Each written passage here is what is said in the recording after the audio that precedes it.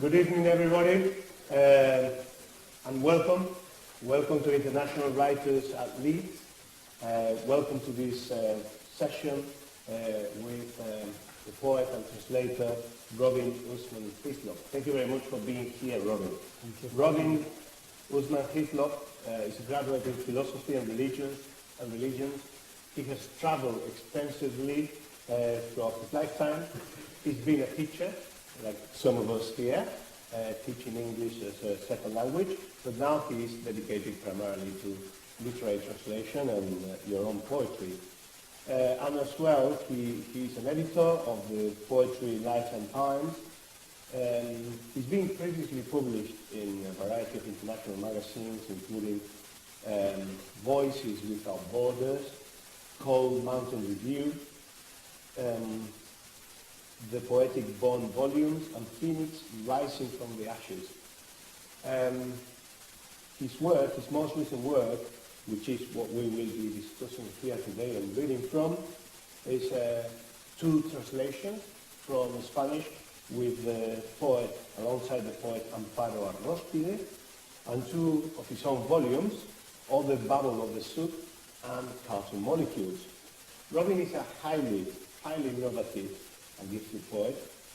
We could consider that some of his poetry may well fall under the poetry school of language poetry, but you know, he cannot really be boxed into a group of poets because he is a unique artist. Some of his influences include Samuel Beckett and Charles Bertin, and in his last work, you know, in many of the reviews that we saw, his last work, Cartoon Molecules, just a very simple sentence, Hislop's insightfulness is exuberant.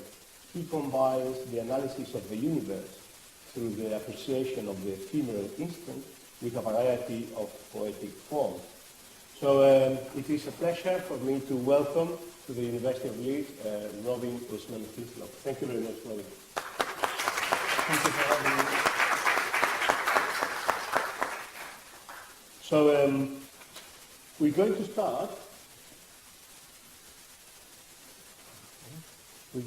First of all, saying also thank you to Amparo Arróspide for her fantastic work in the translation of two of the pieces that we will look at today. Unfortunately, Amparo Arróspide couldn't be with us here, but the invitation was made to both Amparo and Robin. And Amparo works very closely with Robin in his or their translations from Spanish. Amparo Arróspide was born in Buenos Aires, although she's been living for many years in Madrid and in other parts of Spain, north of Madrid. She's a translator, philologist, and some of the work, latest work, Jacuzzi, Hormigas en Diáspora, and En el Oído del Tiempo, which appears in your images. She has won a number of prizes, including the Premios Rimbaud and León Felipe de Poesía of the Fundación de Poetas de Mar del Plata. She has written several articles on Margaret Atwood and translated into Spanish her volume Morning in the Burnt House. So yeah, it's a pleasure to come here with Robin. We wish Amparo was here as well, but we have plenty of opportunities. There will be other opportunities for her to come here. So what we're going to do is relatively simple. We will introduce each one of these works. We will have a brief chat about some of these work. We will read in English and Spanish, and at the end we will have questions from you. So this is the first work that we're going to read from. This is Guadalupe Grande. Guadalupe Grande was born in Madrid in 1965. She has a degree in social anthropology, and she's the daughter of two famous artists, Francisca Aguirre and Felix Grande, both exiles during the Franco regime. And she has published a number of books, including El Libro del Lilith, which was Premio Rafael Alberti, La Llave de Niebla, which is translated here as Key of Mist, La Llave de Niebla, Mapas de Esfera y Hotel para Erizos. We can find her poems all over in all sorts of anthologies, and she also works as a literary critic and is responsible for the poetic activities of the Universidad Popular José Hierro. So before we get into some of the reading, I wanted to ask Robin, what type of challenges did you and Amparo encounter when translating Key of Mist? Yes, well, Key of Mist, I think, there's a lot of influence to begin with, I suppose, from William Carlos Williams, because the theme is the city. But here, the city has placed demands on the writer. So the writer is engaged in a chaos of voices, we might say. And it's these voices that are raised to a kind of hyperspace. They become a labyrinth that the writer perhaps seeks to recover the identity that's been imposed by the city. The city has become an object of alienation, in fact. And so in this pursuit, there's the vivid descriptions and then the transference into the surreal. There's a lot of surreal imagery in it. And so that was a lot of difficulties, I think, for Amparo and I. I mean, naturally we know the poets and we know their work. But when it comes actually to engaging in the translation, well, they don't know English, so very well anyway. So it's very difficult to ask them, what do you mean by this, or how do we translate this? And did you have to at some point contact with Guadalupe? Did you engage in conversations about her poetry in the course of the translation? Well, yes. I mean, before long discussions, before we even engaged on the project.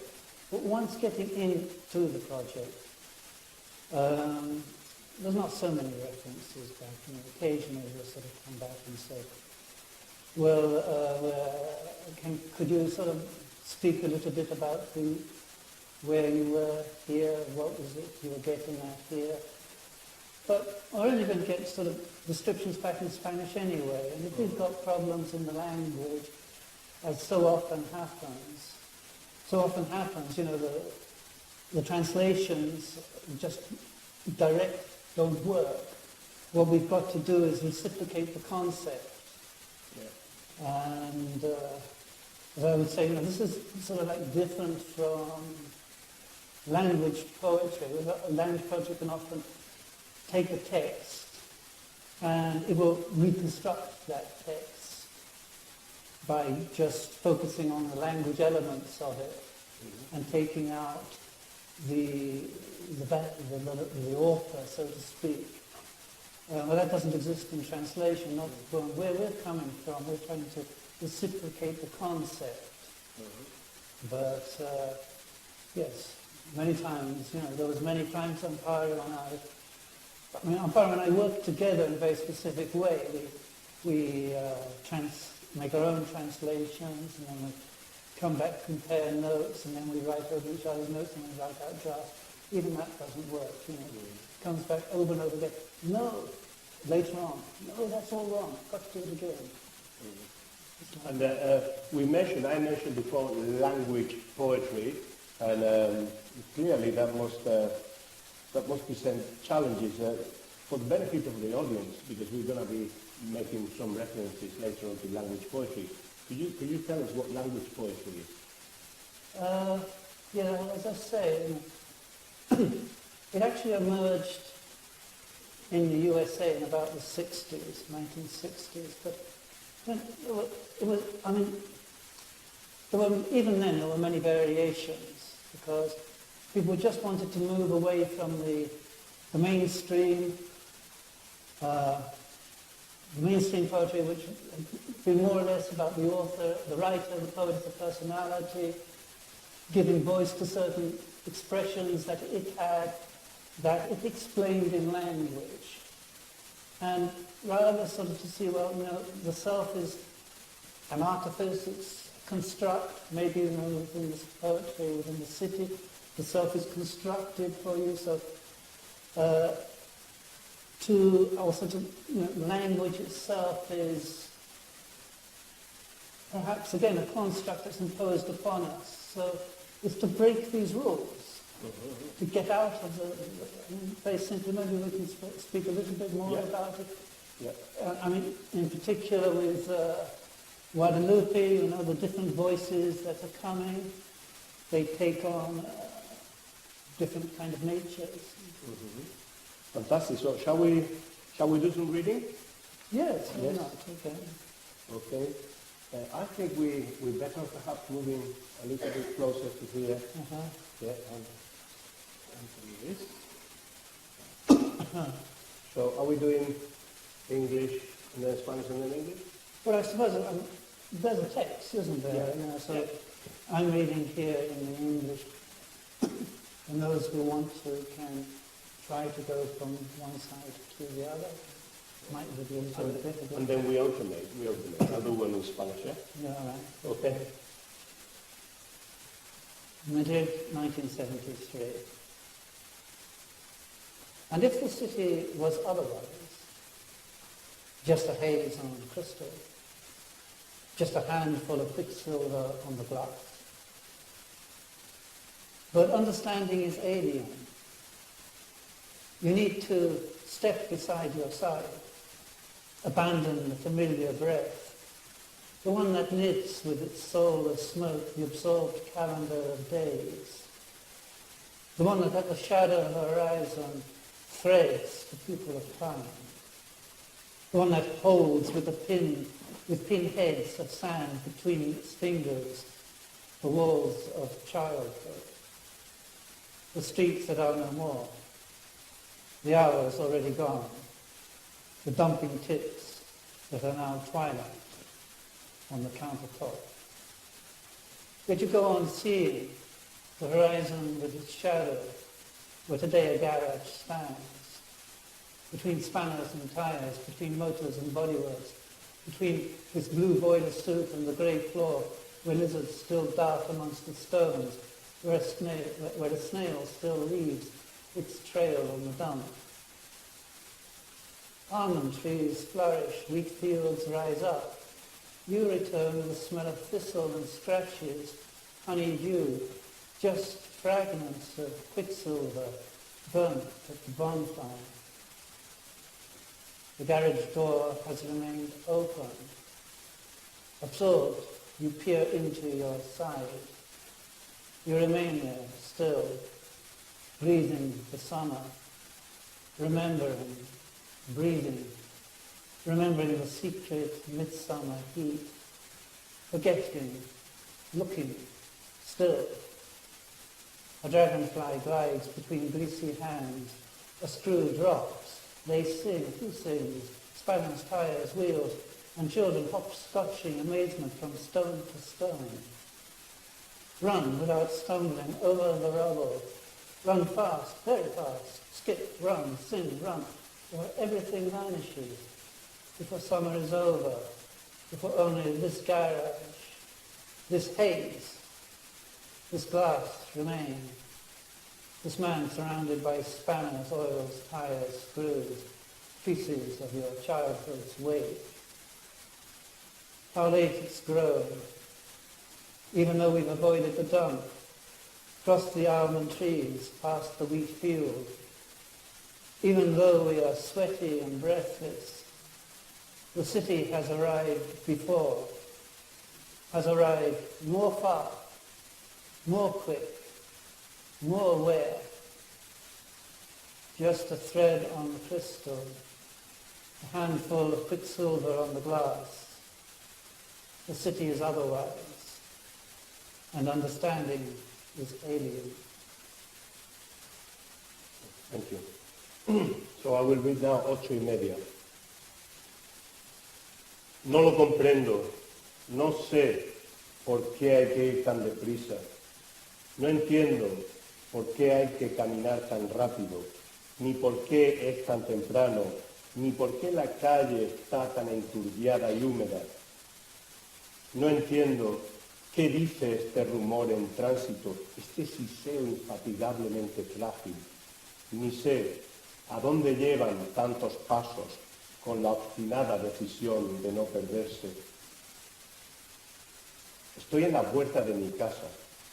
Desde aquí puedo ver, tras los cristales, un copo de cielo, un harapo azul sin horizonte, un fragmento de distancia, un tragaluz de lejanía.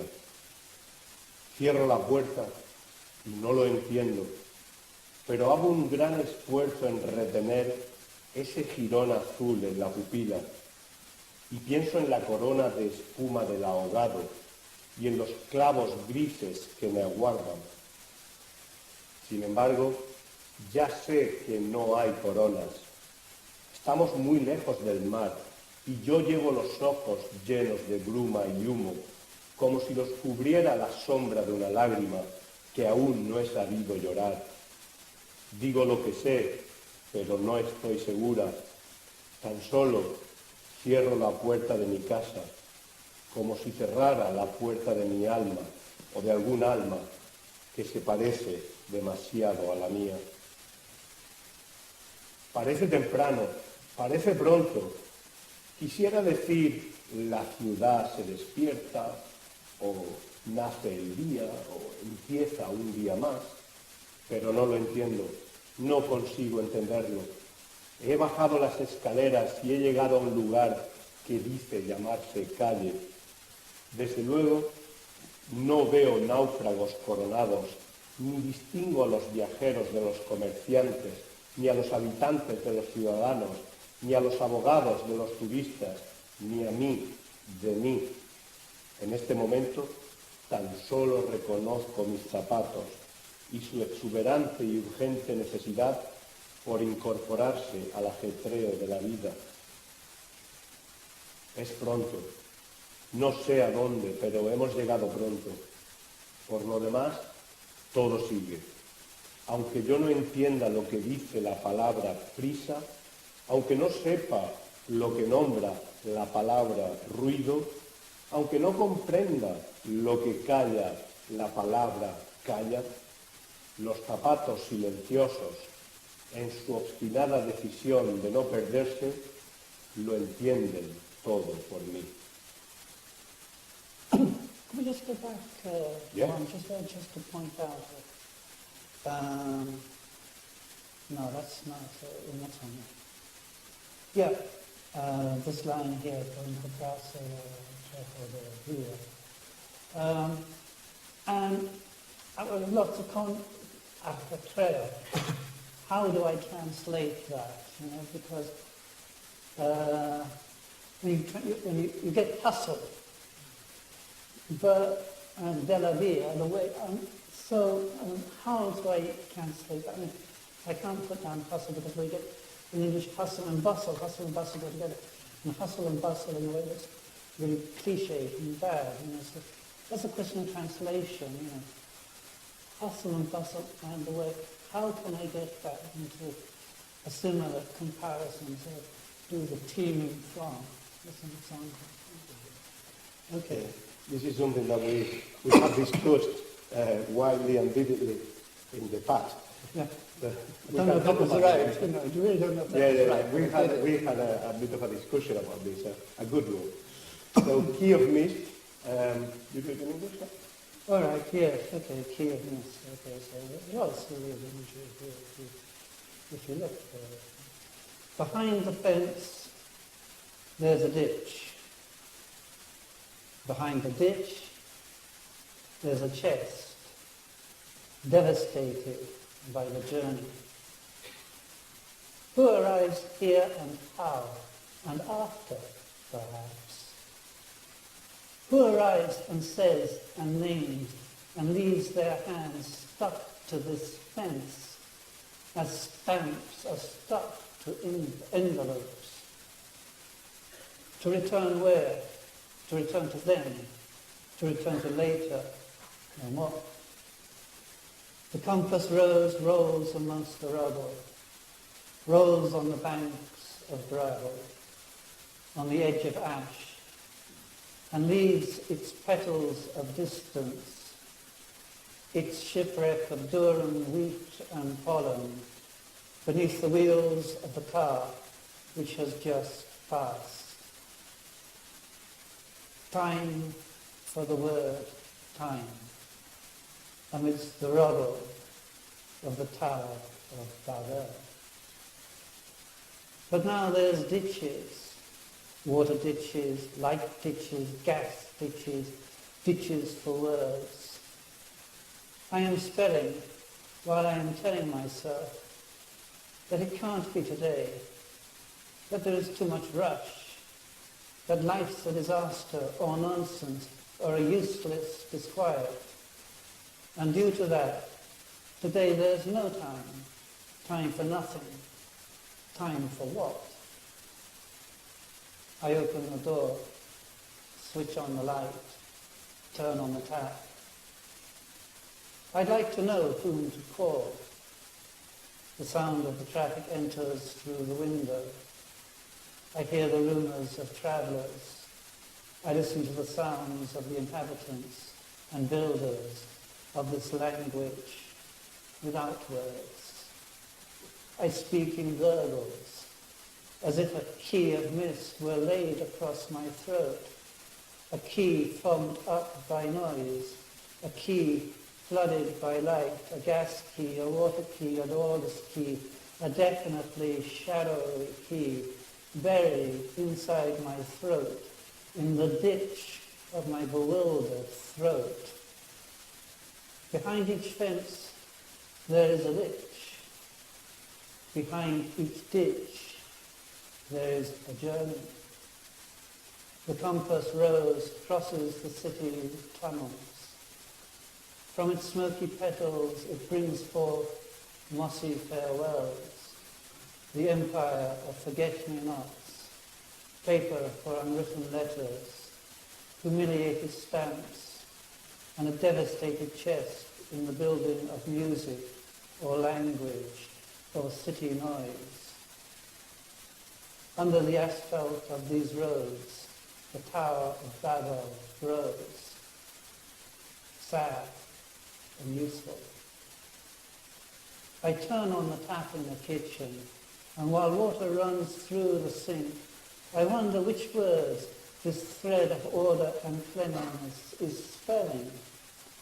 Which key should I switch to understand the language of fences, the language of ditches, the underground sound of migrating birds, opening without any key this city's gates, without a key, at last, at last.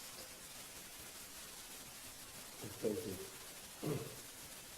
Thank you, Robin. So we're going to move on to the second word, Carmen Crespo Tesserae, which has been obviously translated by Amparo and Robin. Carmen Crespo is the winner of the 13th edition of the Poetry Prize César Simón, which is organized by the University of Valencia and the publisher Dennis. And this is the award-winning work. Carmen Crespo, who is from Cáceres, is one of the key people in the digital poetry magazine Conversos, and he has contributed to a number of anthologies, including Poemáticas Naturales and Voces del Desierto, a great poet as well. And this is Tesserae, or Tesselas. Let me show you what it looks like. This is what the reader faces when the book is opened. You can see on the left, that side, your left, the Spanish fragment. On the right, the English fragment. But in the original work in Spanish, this is presented in a similar way, and you see that the text is at the bottom, and somehow this is replicating a sort of Greek column, classical architecture, and the base of this column is the poem itself. I guess that this is a different type of work from the one that we saw before, and perhaps Robin could tell us about the challenges and the work of Carmen, and how you dealt with it. Yes, but again, this is another exponent of what we call language poetry. It's extremely interesting. It runs like this throughout, and you can read through it very, very quickly. I mean, you can read the whole book through sequentially in 25 minutes. And really, it's necessary. It's like to read one long poem. But it's fragmented. It comes in little parts. As we saw in the picture previously, Tesserae, those are mosaic fragments. They're fragments that enter into the composition of a mosaic. So you should look at each little fragment as a part of a mosaic. They're incomplete. There's no complete syntax in them. There's no complete order in them. They simply continue from one to the other. And again, the ambience, that's set in a kind of, the writer explores a kind of quasi-mythical, phantasmagorical, Mediterranean environment. So there are allusions to the Iliad and the Odyssey. There are allusions to classical mythology throughout, but it's never exact. The persons in it, he, she, I, you, they, first, second, third, they all merge and blend. They become a series of voices in which the writer is taking part. And I think that actually, because we've only been able to select 10 little fragments, and those fragments, well, we asked the writer herself, what fragments, and she gave us these fragments. And when I looked at them, my take on it is that these particular fragments are her, as the writer, searching the theme that she's going to find herself embedded in. And she's becoming that theme as she goes along. And there's a small bit here written by a writer, a very famous Spanish poet, who introduced this book in a bookshop. She introduced this in the Enclave bookshop in Madrid on February 25th, 2017. And I've just taken this extract, which I read, not to use punctuation, but letting filter only what is required, by veiling rhetoric and grammar, so that they are noticed only a little, although they are much, veiling what is felt, its sense, its meaning, directing the attention of the reader towards the signifier and its dispersion. Each tesserae ends unfinished in its syntax. For just as stained glass is cut with diamond, so is each tesserae. And then again, as with the stained glass window, these tiny verbal bits do not allow themselves to be completed. It's very much expression of the modern schools of language poetry. As I say, there are many variables. It's not just one thing. It's one of the chief exponents of this is a writer called Charles Bernstein. Okay, shall we? Yeah. Yeah. Okay. So I'll read in Spanish the selection by Carmen Crespo, and then Robin will read in English the same selection.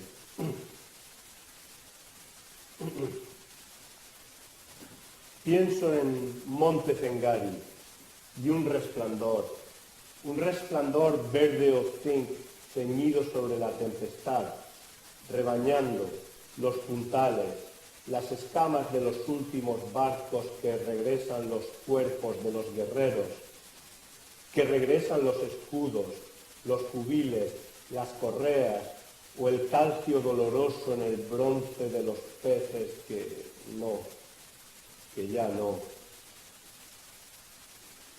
Imagino el pliegue de las velas sobre mis mejillas, las túnicas lanzadas al ruido, al tumulto del agua, mientras las corolas astilladas rompen entre lo marchito, entre los pedernales rosas y sus recovecos, ahora que solo soy por dentro, ahora que solo.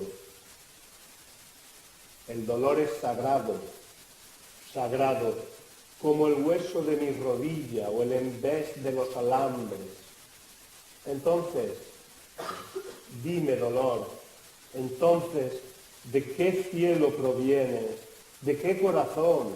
Si tú ya no eres sino ola en la cresta de la ceniza, si tú ya no eres sino si tú, que aún no eres cúmulo, paisaje o piedra arrojada a la colina, tú que resguardas los miembros bajo los espinos, bajo las colmenas grises de las laderas, ¿desde qué mástiles tú, desde qué estrella tú muestras la herida, el filo de más acá, la luz? Algo en el viejo ardor de la vértebra en su linde, allá donde el espinazo es puro cántaro, allá donde tú, Kouros, adelgazas con tu luz la penumbra, la carne, el hilo algo en lo hondo, allá. Formas hendiendo en la arena la pulcritud de unas líneas, o vasija de lo sagrado en el cuerpo de un barco que toma ya cuerpo. Un revuelo ahí donde tú esculpes con la hoguera de tus brazos el rostro o la carne, tú que ciñes con la boca la fuente, el pulso que transita ahí, sí, ahí, donde la piel no es sino torbellino, ahí donde tú sonríes por dentro mientras, oh bella, tú sonríes por campos de trigo, la talla de mi cuerpo, sangre junto a la corriente. La forma de tu dolor es la entalladura, metopa o cicatriz sobre tu vientre, la ira de la diosa convertida, el ciervo convertida.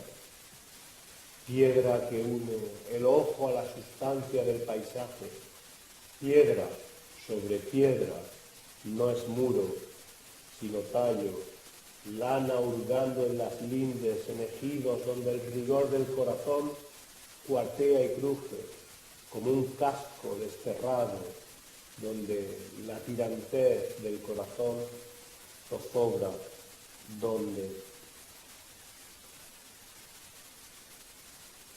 I think Mount Bengal, and a glow, a green or zinc glow, tightened over tempest, bathing mainstays, scales of the last ships, sailing back bodies of warriors, sailing back shields, scuppers, straps, or pain of calcium inside the bronze of fish, who, no longer, no more.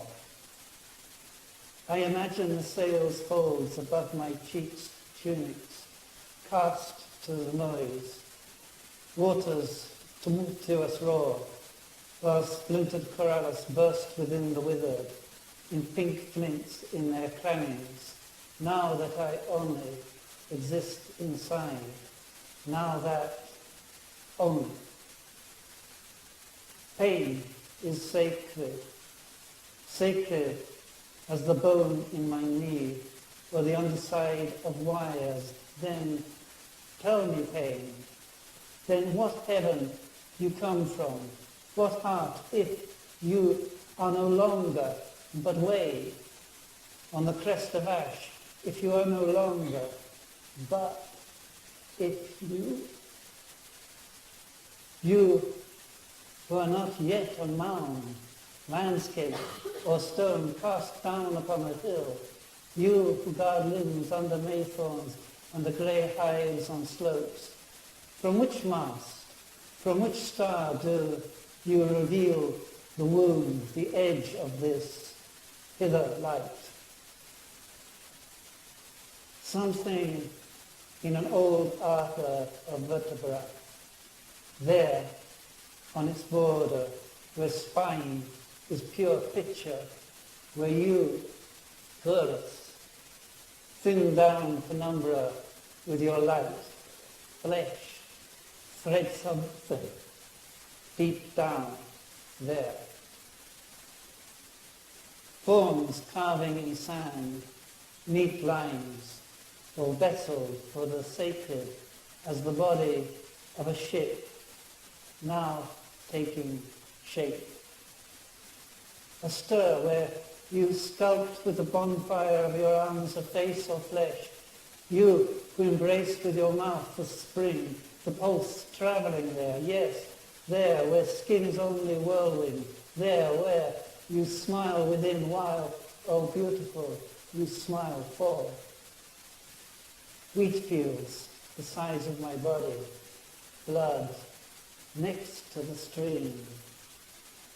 The shape of your pain is the carving, the matope or scar on your belly, wrath of the goddess turned into a deer, turned into stone that joins eye to the landscape substance, stone on stone, not wall, but stalk, wool burrowing through fringes of the fen, where the heart's rigour rips and creaks like a disinterred helmet, where the heart's straining sinks.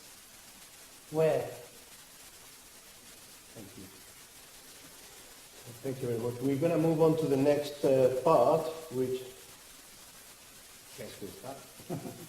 So I was asked to translate 2 poems of Cartoon Molecules by this literary publication, Crátera, which is based in Valencia, and is, the editors are Gregorio Muela and Jose Antonio Olmedo. It's a great publication. You can see that there is very good work of art in the covers as well. And Robin is going to feature with 2 of my translations in the autumn number. So moving into the poems, this is one of them. Why did you select these 2? Yeah, that's one of the questions, yeah. I selected these 2 poems. One of them is called Abandoned Isle, and the other one is Dream of the Machine. And why did I select it? Well, those of you who know me, I have a great interest in making poetry accessible to those who never read poetry, or those who have a curiosity but perhaps got the wrong type of poetry when they first started and gave it up. And when I saw these poems in English, I read the whole work of Robin, I even bought a review, and I really enjoyed it. But there are some poems that caught my attention particularly, and this is one of them, and the other poem, Dream of the Machine, is another one. The reason why they caught my eye, because there is action. You can see a protagonist doing something. You can see some form of narrative, and it's very easy to visualize things happening, to visualize people, and there is, of course, a lot of literary subtleties. It is magnificent poetry.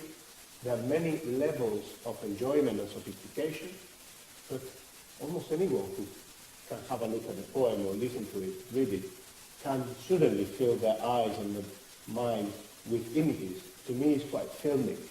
And I like that type of poetry, so I was a bit selfish.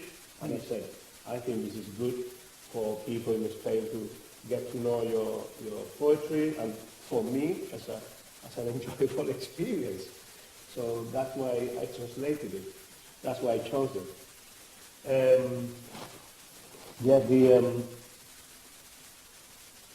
We had conversations about. I showed Robin my translation, and we had a conversation about a couple of points. The important, probably the one that we discussed most, is the one of the unbed face of the isle. El rostro tiznado de la isla. Is that the right translation? We also discussed other things like superando el horizonte con sus bailes. Yes. We can talk about it. Well, there's a little, yes. I mean, I could have put scorched face of the isle. The isle goes up in flames. Yeah, there, in the last, in the third line before the last. I mean, I was indoctrinated into Shakespeare at the age of 12. And it keeps on coming back to the times. This particular instance, there's the island and the mainland, and each are facing each other. Umber, it just struck me, looking through the flames, Henry V, Battle of Agincourt, fire answers fire, and through their paly flames, each battle sees the other's umbered face, the face being burnt, scorched, braised. So settled for umber to convey something of that, but then we got to the difficulty in the translation. That's very difficult to translate umber. I originally thought, well, let's go for ochre, yeah, a type of color. But then when Robin told me about Richard V, and I got to see that fragment, then my imagination went into a different situation, which is a war, fire, two rivaling sides, and then if you look at the concept of abandoned isle, there is a tumultuous cloud. So this cloud is probably a cloud of smoke, and it's a situation of war. What kind of face would I see, I thought, if there was fire and I saw my enemy in this situation? And saying that the face was of the color of ochre, to me, I also have my little artistic pride, and I thought, no, I have to go further. And I went to tiznado, which is somehow blackened because of the smoke, because of the soot, to make it consistent with the situation, even though tiznado is more towards black than towards reddish brown. So that was a bit of an artistic license that we talked about. Shall we read it, yeah? Yes. You want to read first your bit and I read it? No, I'm sure to read all of it. Okay. Hubiera en un principio parecido, no estaba seguro, si la yesca de la llama que había arrancado de su mano en el remanso del manantial donde bebió aguas frescas, se desató o fue propagada, pero como lagarto en roca, la vio prender, hostigar, serpentear como un latigazo. Chasquidos de fuego salvaje brincan por retama rota entre los suaves fieltros verdes de almohadas de hierba, tanto que corrió todo el día junto al fuego y su implacable intento, carreras de pies, brazos batiendo agitados, las impacientes llamas veloces en la isla que flota, hasta que anocheció y se rindió al triunfo del fuego que consumía las colinas sorprendidas por su silueta, hasta que la noche presa de nube turbulenta fue arropada por un firmamento que iluminó el rostro tiznado de la isla, tanto que a su alrededor, mar adentro, la gente en los pueblos veía una tira de brujas ardiendo, superando el horizonte con sus bailes. ¿Okay?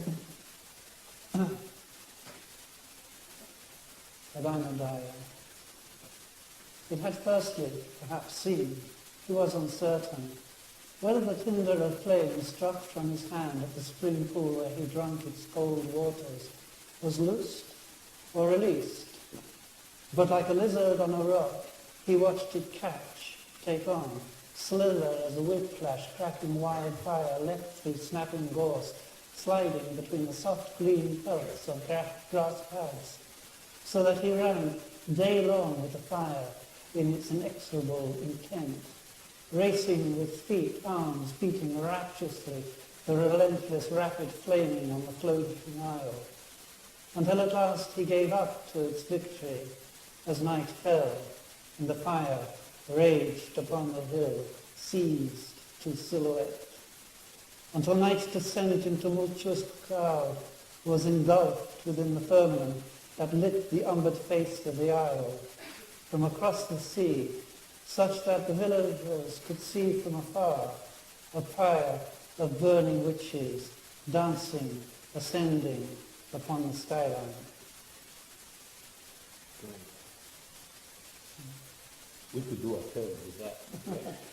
Yeah, actually, I mean, this poem has also been selected for another anthology, and there, I mean, the allusions are many, you know, and I'm not going to say what allusion. Their particular allusion was that it was birth through fire, and then the end through fire, the beginning and the end through fire.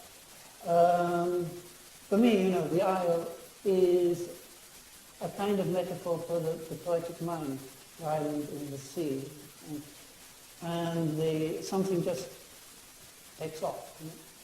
And the end is just the demiurge of nature, you know, greater than we petty mortals who walk upon its face. And then the other one, El sueño de la máquina. I really loved it because I could see ella, and you see the protagonist, and it's very much in connection. You know, this poem contains the reference, a key reference, I would say, to the title of the book, Cartoon Molecules. I remember having this discussion even with some colleagues here at work. How would you translate cartoon molecules? And people imagine, well, I imagine the molecules in a cartoon, so with that. Yeah. And when I saw this poem, the translation of cartoon molecules as a title made more sense. I understood what you meant, even though cartoon molecules had appeared as a term in another book before this one, but it made sense. So this is ella, el sueño de la máquina. Ella, en lo alto de la escalera, quizá sea una persona, en tres personas, el tráfico bulle en su pelo, vida e inteligencia, una persona, una escalera fija con universo que desfila, inteligencia de máquina, una persona, una luna hinchada, un universo en entelequia, una persona, o es una simulación, una molécula en el cómic del sueño de la máquina. Mientras ella siga atrapada por un algo desconocido, quizá sea una simulación. Límites finitos en una falsa eternidad, voz de un mundo que se colapsa incesante, un mundo congelado, donde todo se inclina, expirando, cayendo sin memoria, un mundo que acaba en sombras escarchadas, que cabalgan en sus profundidades, una jungla. ¿Podría una máquina engullir el universo o un universo engullir una máquina? En lo alto de la escalera, las langostas llegan en su pelo, el simulacro. Okay. So this is, the cartoon molecules, there's basically two themes, Gaia philosophy and singularity philosophy. I'll maybe talk a little bit about that. Are we a simulation? You know, this is artificial intelligence. a lot of modern philosophy that says, you know, that it's actually now just a program in a computer, and the species long disappeared. So that's a current philosophy. And question here. Dream of the machine. At the top of the stairs, perhaps she's a person in three persons, traffic in her hair hums, life and intelligence. A person, a fixed stare with a parading universe, machine intelligence. A person, a ballooning moon, a universe in interplay. A person. Or is she a simulation?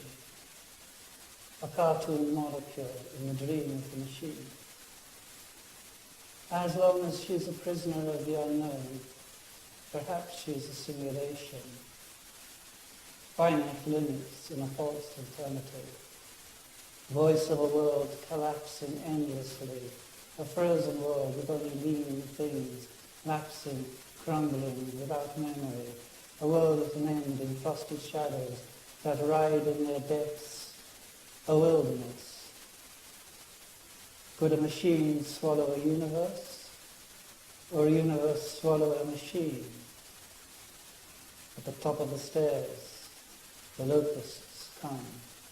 In her hair, the simulacrum. Amazing. Thank you. So you understand now why I chose the poem, probably. And the second one is somehow is the door to one of the main themes of the book, Cartoon Molecules. But let's talk briefly about All the Babble of the Souk. All the Babble of the Souk is your first published collection. Tell us about it. Give us a bit of background about this. What is the Babble? What's Souk? The Babble. Yeah, not the Tower of Babel, but again, the voices, the voices are there. So I suppose there's an allusion, to the voices in the particular tongues, kind of thing. But it's not a religious tongue, gifted tongues. But yeah, actually, I was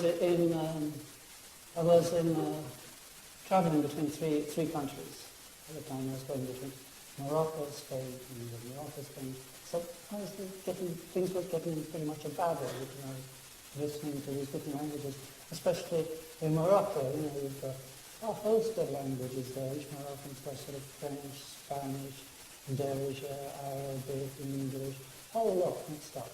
So, I sort of put this together. The Souk is the bazaar, the market, so different markets and that kind of thing. So that was it, and the themes that were coming through there was, well, really civilization and progress. Is there really such a thing as progress? Science is telling us it's going, history is going in a specific goal, specific way to a specific goal. It's all going to be utopia at the end of the story. It's a big Christmas tree. Well, is that so?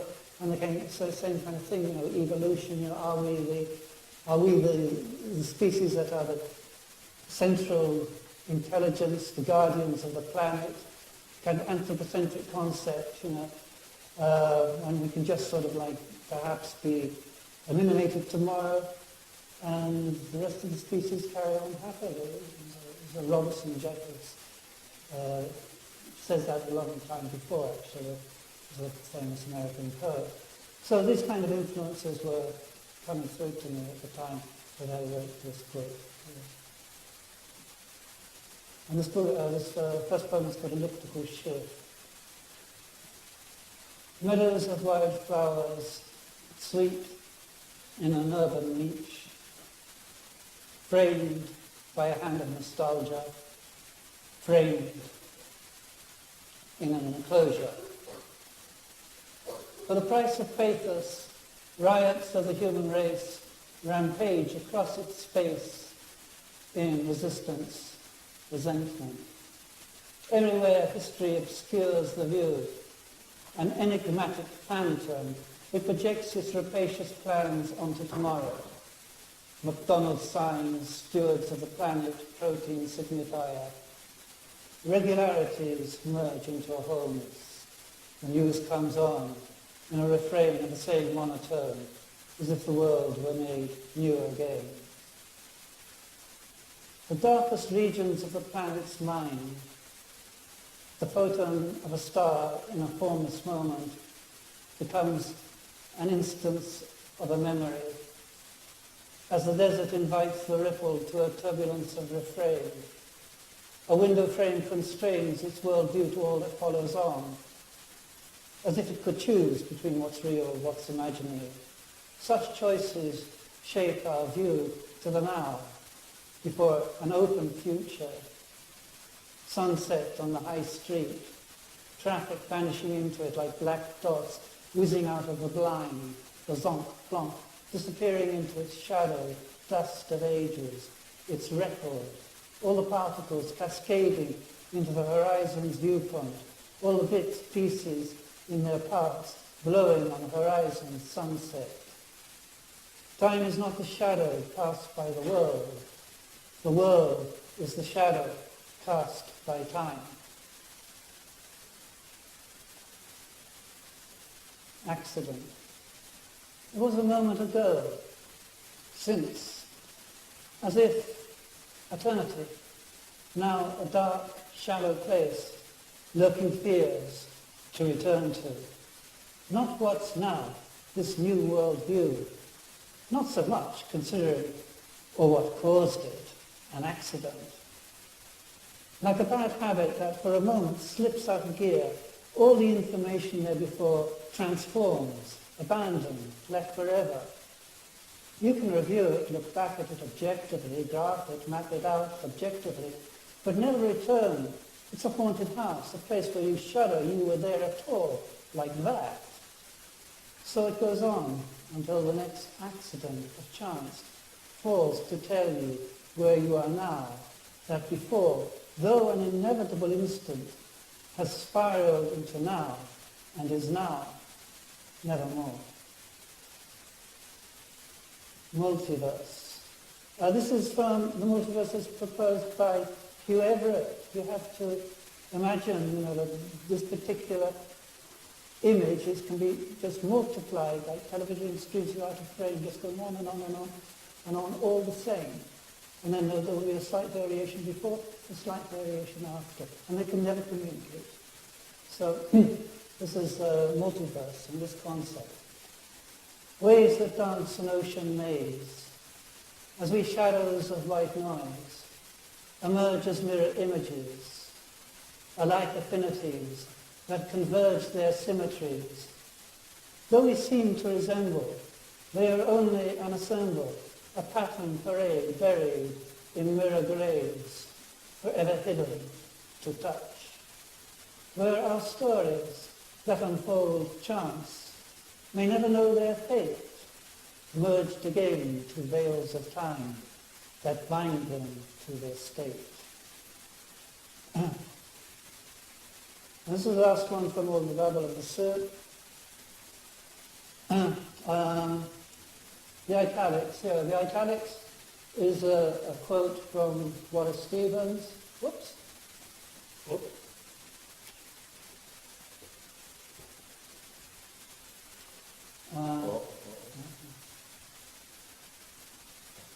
The italics, the first italics quote from Wallace Stevens, and the next italics is a quote from Jean-Paul Sartre, The Nature of Consciousness. From A to B, from chaos to drift, the inhuman landscape, snatches of music, ensnared in the fiction, the inescapable illusion of our being. The dream returns, half remembered, half forgotten, false flick, false form, but falseness close to kin. From the rubble of artifice, the wreckage of the day long gone, but things must go their own way, reborn as myth from the commotion it's left beyond our control, where humans must enact their fate from chaos to drift. From A to B, stomping between being, it is what it is not, and is not what it is. The big-arsed, hairless baboon, from what it's left to what it will be, A to B, the myth of its morality, the memory of what it's forgotten, what it should be, at play with the day. A to B, in the transit shift of the scene, closes the world where we belong, without belonging in it at all, at that point beyond fiction, the nothingness, which is everything. Thank you. And now we are going to move to the last part of the event, and then there will be an opportunity for questions. And obviously this is Cartoon Molecules. And things that interested me, apart from the use of language, is the underpinning theories about universe and mankind, and also the cultural references, constant cultural references, as wide as Goya or Kill Bill, etc. And it's a fascinating piece. So Robin is going to read a few more points of Cartoon Molecules. Is there anything else that we haven't covered, perhaps worth mentioning about Cartoon Molecules? Just so that here I found more to compare singularity. That's singularity that's first proposed by Ray Kurzweil, the idea that with the development of artificial intelligence we're all kind of going in the same direction, and that, well, then all the problems that are posed by artificial intelligence once it gets more intelligent than we are, so how do we control it? That's one of the kind of questions, against, well, originally Sir James Lovelock, the Gaia theory, global warming, if we don't take care of the planet, the planet will render us extinct because we're not going to render the planet extinct, kind of thing.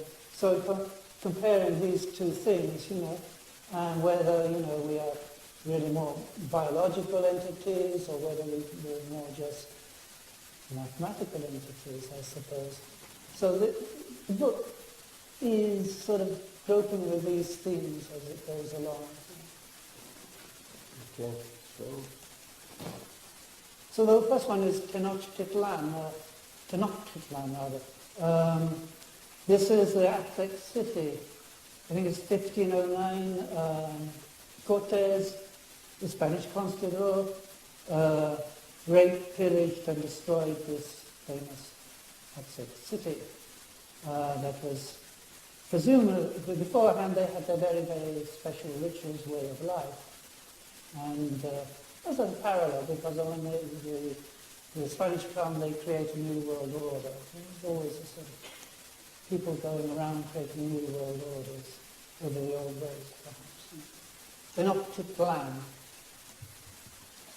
Who is to say, oh, Tenochtitlan, lake city of floral rooftops, whitewashed walls, trim green gardens, aqueducts, and clean-swept alleyways, that you should fall to ruin, to colossal wreck, that final mockery you knew too well to shelter from, city of magic, bathed in blood, to tread your sacred warrior, blood-matted hair, immersed in feculence into dust, not a death of feathers and flowers. Who is to say, as you tossed your victim's corpse from the sacrificial stone slab down the great pyramid steps, whose steps you'd rehearsed unto their final agony, whose flesh you must share in scattered pieces on the base maize porridge in your neighbour's clean-kept homes, that you thought of tomorrow, that it belonged to the deed, what it was to be human. Not so your New World conquerors, who razed to the ground and levelled all before them, until nothing remained. Your conquerors, who thought only of tomorrow.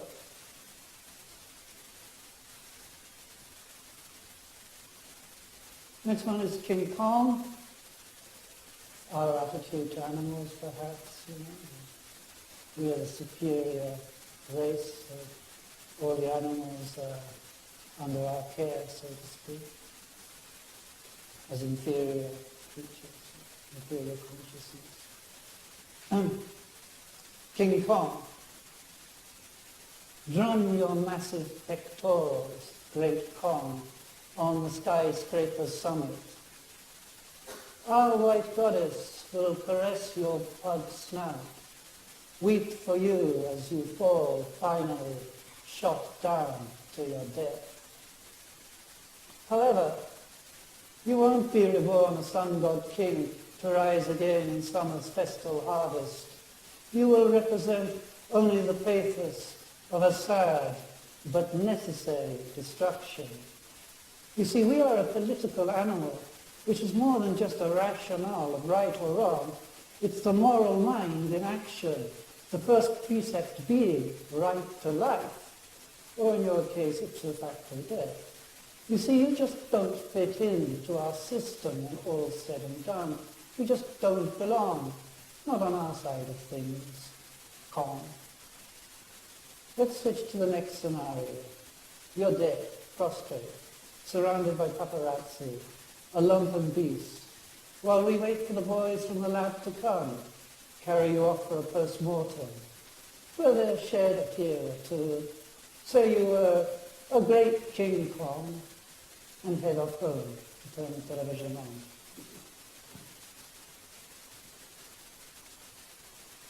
There's a Murphy boy. And there's coming influences now, of Samuel Beckett. As I said, I'm very influenced by as well. Murphy Boy. They stray as solitary actors across an empty stage. In their heads they rant and rave a flood of nondescript lines, an internal monologue directed towards a phantom audience, an invisible deity, you, us, towards the vanishing spectre of themselves, their names, their words, their costume parts. Words in a turbulence, shooting stars in the theatre's darkness, a windowless cell in the havoc of the night, where the city lights are spun lace, merged constellation clusters, spiraling galaxies beyond reach as they streak under the dome of the sky in stochastic pegasus, particles in a quantum vacuum, zooming headlights that disappear in a maze of highways, a formless space for a voice to take on a momentary apparition, an instance of becoming, or sudden hosts gathered by force of collision to the drama of an action that fades just beyond touch, even as it reaches some fathomable sense of getting there, of making a whole in a whole, where space, time, place, form, meaning, identity, word, perception are the props that conflate to collapse the phenomenon of an artifice, a world that defies its existence of everything but its disintegration. So this is the last one, yes? Yeah. What do you want to review? No. We actually had another one, but I'm showing it so that you can watch it in the video if you want, because we are making a recording of this. So this is the other poem, which is at the very end of Cartoon Molecules. This is fine. Fine. Yeah, it's right at the very end of Cartoon Molecules. Yeah. So thank you very much. Are you going to read it? Well, yes. Sorry. I thought, sorry, my mistake. Okay, let's read it. Right. Well, this, there's this philosopher now that is Nick Bostrom. He's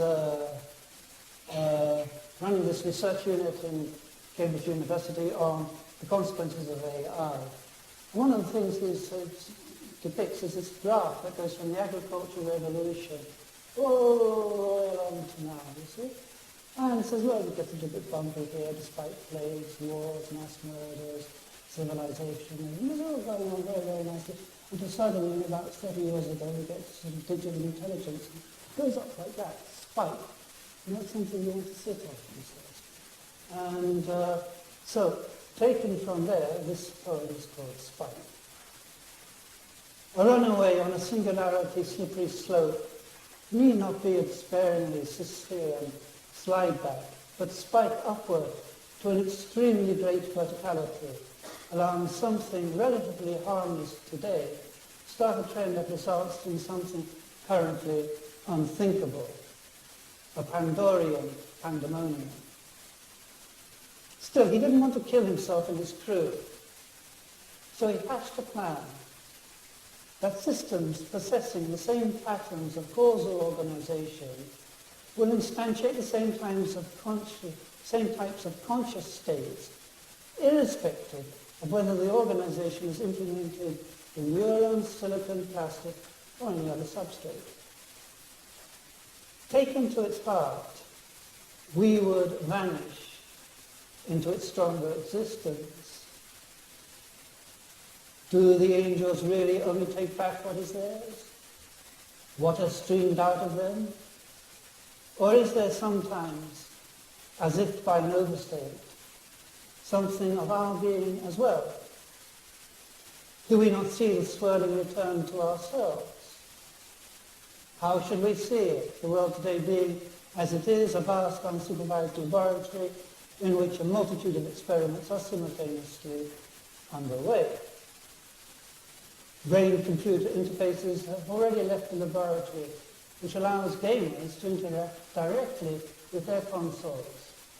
A high-resolution neurosignal acquisition and processing wireless neuro headset uses a set of sensors to tune into electric signals produced by the brain to detect players' thoughts, feelings and expressions, and connects wirelessly to most PCs. All this for only $299. Partly this is because we cannot agree on what such purposes are. And even if we were to suddenly, he knew that when he heard the music, he would be unable to resist steering towards the island's rocks. The problem wasn't the present rational Ulysses, but instead the future illogical Ulysses, the person he would become when the sirens came within earshot. But that is the gods' affair. If only we too could discover a pure contained human place, a strip of fruitful land of our own, between river and stone. For our own heart exceeds us. The curve of the graph grows exponentially steeper until that spike is the singularity. Beyond the veil of the opaque wall, the unthinkable, the horizon of the final dawn looms, lance on the spear of the terrible angel. Well, thank you very much, Robin. Thank you.